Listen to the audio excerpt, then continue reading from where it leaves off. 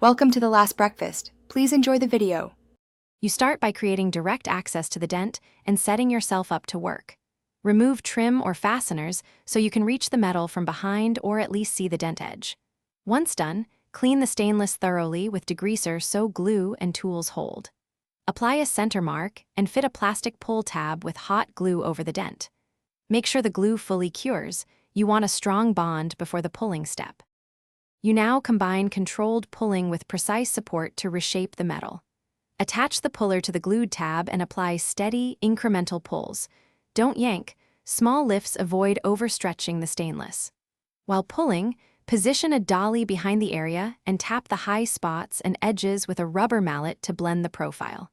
Once the general shape returns, keep alternating light pulls and taps you finish by refining the surface and restoring the stainless appearance. Remove glue residue, then use fine abrasive pads or polish to match the surrounding finish. Work with the grain.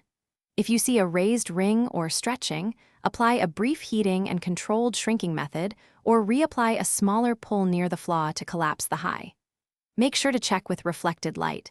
If the dent is still visible, repeat small pulls and taps rather than aggressive force to avoid new distortions.